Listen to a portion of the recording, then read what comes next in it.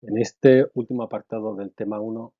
vamos a analizar con algún grado de detalle el patrimonio de las administraciones locales, porque este patrimonio, a diferencia del resto del patrimonio de las administraciones públicas, como puede ser la estatal autonómica, presenta alguna singularidad derivada de su propia organización administrativa y de su propia base territorial que conviene analizar someramente para distinguirla del resto de bienes de las administraciones públicas.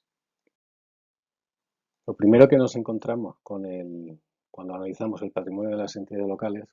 es que ya en el texto refundido de la Ley de Régimen Local, en el artículo 74, se relacionan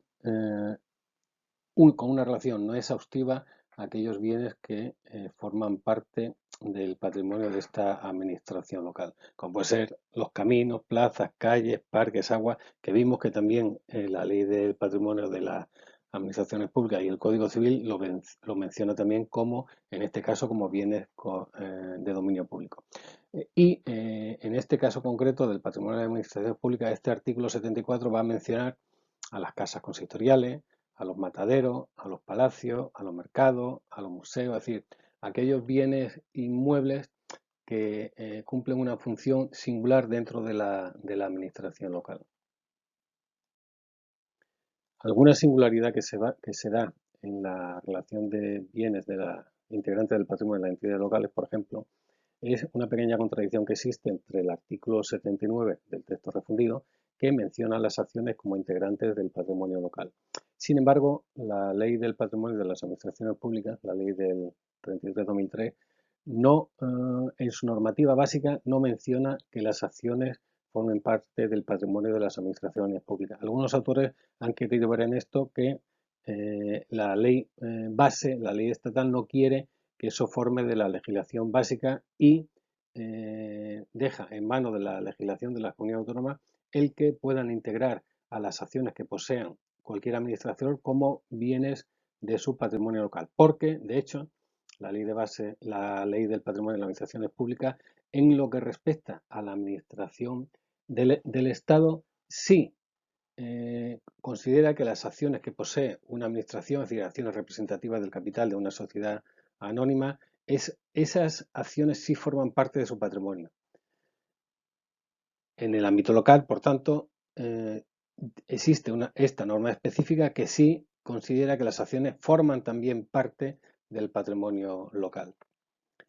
Pero el reglamento de bienes va un poco más allá en la definición de algunas categorías especiales o singulares de bienes, como pueden ser, y analizaremos a continuación, las parcelas sobrantes y los efectos no utilizables. Es decir, es una categoría singular que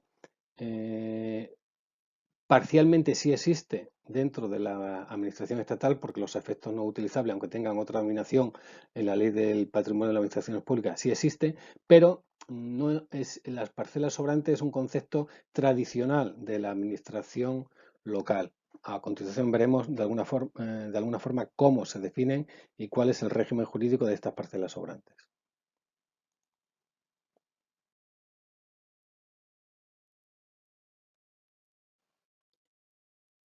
¿Qué se considera, por tanto, que es una parcela sobrante?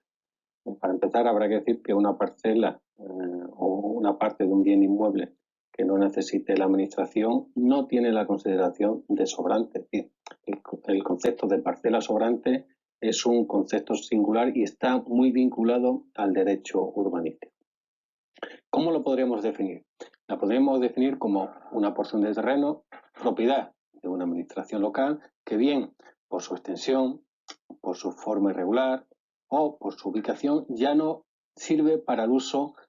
que tenía hasta ese momento o para el uso adecuado conforme a la ordenación urbanística, quizás no tanto porque haya cambiado la configuración de la parcela, sino porque ha cambiado la configuración urbanística de esa parcela. Estamos hablando, por tanto, de que no cualquier terreno que no sirva para la organización se considera sobrante, parcela sobrante, sino que es un concepto muy ligado al ámbito urbanístico y es una parcela que tiene que estar delimitada perfectamente.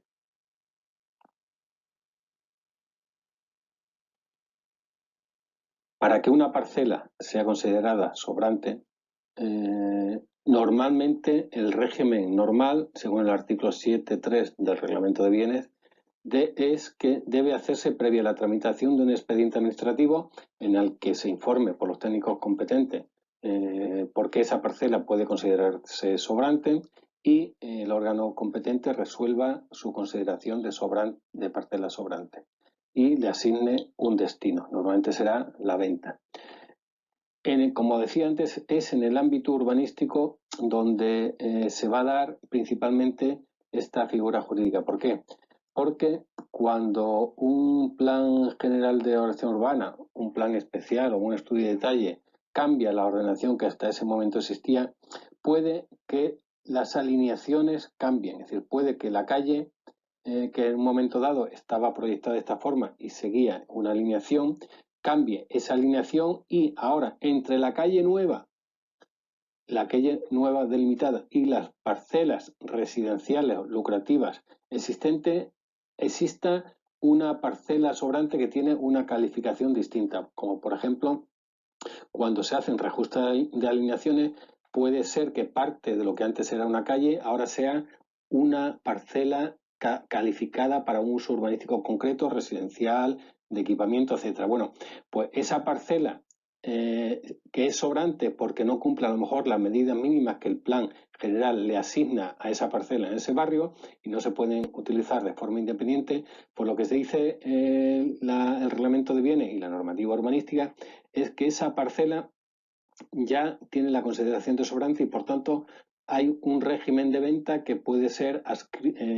adscrito individualmente a ciertos terceros que tengan algún derecho por colindancia con esa parcela para su adquisición. Lo que se suele hacer en este caso, por lo menos hacemos aquí en la Ciudad Autónoma de Melilla, es que ese tipo de parcelas son a veces susceptibles de subparcelación para asignárselo a vecinos concretos, de tal forma que cuando ese vecino vaya a cambiar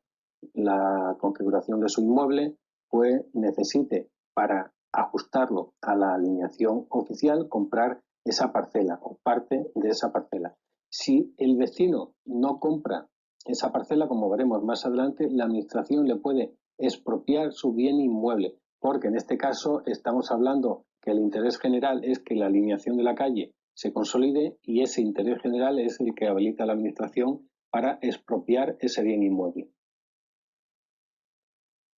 La siguiente figura jurídica que debemos analizar y a la que hemos hecho referencia es la de efectos no utilizables.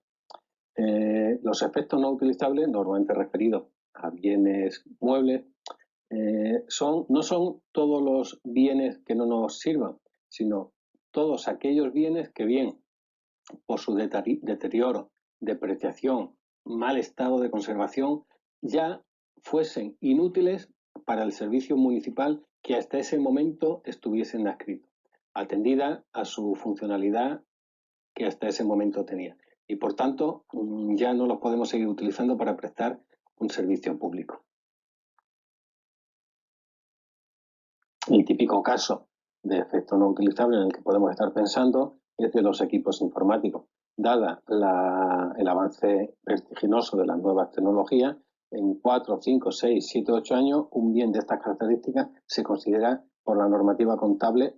amortizado y, por tanto, en la mayoría de los casos, inútiles para el servicio que hasta ese momento se venía prestando. Pero no solamente en elementos informáticos, pensemos también, por ejemplo, en un vehículo de bomberos que ya tiene 30 o 40 años y que las nuevas tecnologías han ido avanzando tanto que ese vehículo ya está desfasado para el servicio o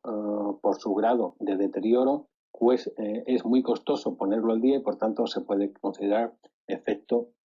no utilizable. Por tanto, los requisitos que debe reunir un bien mueble para su consideración como efecto no utilizable es principalmente que resulte inútil para el servicio y que dicha situación provenga pues principalmente de un deterioro, de una depreciación o un deficiente estado físico o funcional, como puede ser funcional el referido a los elementos informáticos. Aunque el reglamento de bienes no establezca un procedimiento para su declaración, debe seguirse, por tanto, el procedimiento administrativo estándar que vendrá, en el que se incluirá el correspondiente informe técnico y en el que se propondrá cuál va a ser el uso de ese efecto no utilizable, si va a ser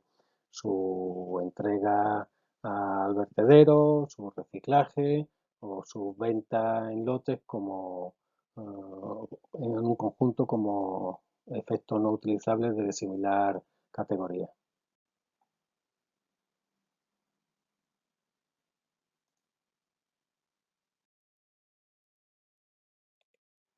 A continuación vamos a ver una categoría especial de bienes inmuebles pertenecientes a las administraciones locales, como son los bienes comunales. Como vimos en la primera parte de este tema, son bienes que se remontan, que los podemos remontar a la época romana, en nuestro caso también a la época visigoda, pero principalmente es en los siglos XII y XIII cuando los reyes comienzan a entregar tierras que habían sido objeto de conquista a los propios municipios para su explotación. Sin embargo, la naturaleza jurídica o los caracteres jurídicos de estos bienes inmuebles no se comienza a dar o no se comienza a perfilar hasta la Ley MA2 de 1855, que como vimos es la segunda ley de desamortización que afecta a los bienes inmuebles de los municipios, que se entendía que estaban en manos improductivas, y es la primera ley que comienza a regular por qué un determinado bien inmueble debería considerarse como bien comunal y por tanto no susceptible de desamortización y no susceptible por tanto de ingresar en el tráfico jurídico mercantil. Cuando hablamos de este tipo de bienes estamos hablando de bienes que se pueden utilizar tanto para el uso lúdico por parte de todos los vecinos como para algún tipo de explotación mercantil por parte de los vecinos de ese municipio, bien por turnos o bien por lote, es decir, hay algunas ordenanzas locales que establecen y regulan cómo se pueden utilizar los bienes comunales. Pero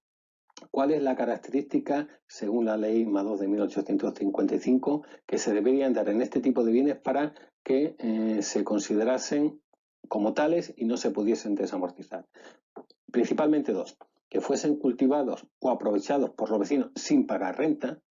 y principalmente que no sean objeto de arrendamiento. Es decir, si son objeto de arrendamiento son susceptibles de un rendimiento económico y por ello serían susceptibles de ser desamortizados y de ser introducidos en el tráfico jurídico mercantil.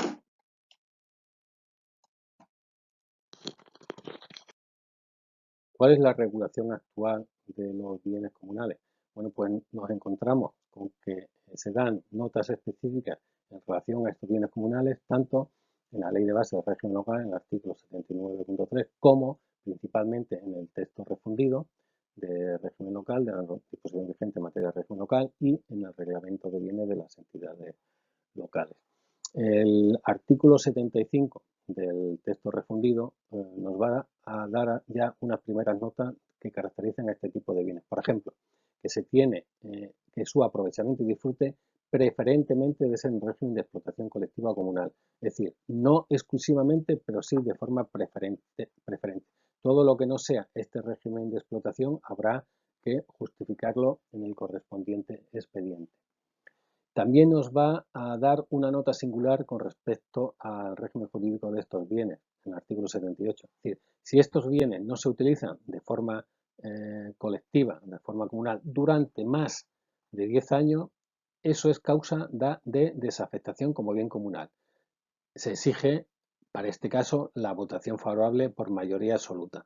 El que dejen de ser bienes comunales no quiere decir que no puedan seguir siendo bienes de dominio público o bienes patrimoniales. Ya depende de la resolución que se adopte y de su categoría. El que durante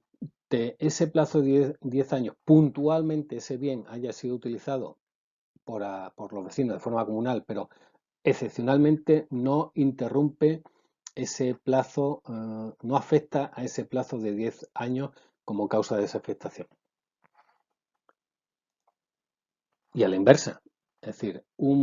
dice el artículo 8.4 del Reglamento de Bienes, un bien patrimonial, por ejemplo, que durante 25 años ha sido objeto de un efectivo, de un uso comunal,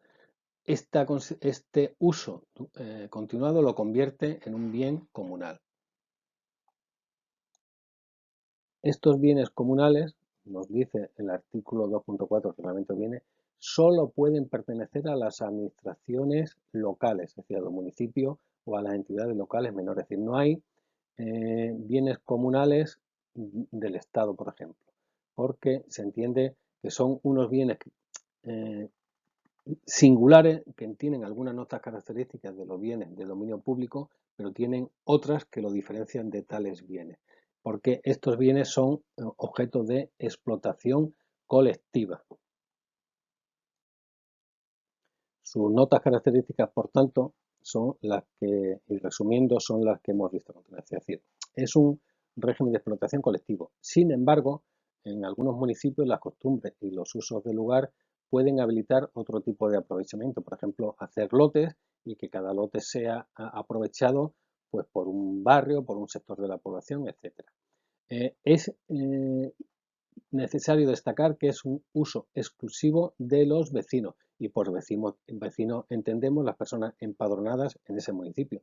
Por tanto, cualquier otra persona que no tenga la consideración de vecino de ese municipio no puede aprovechar ese tipo de bienes.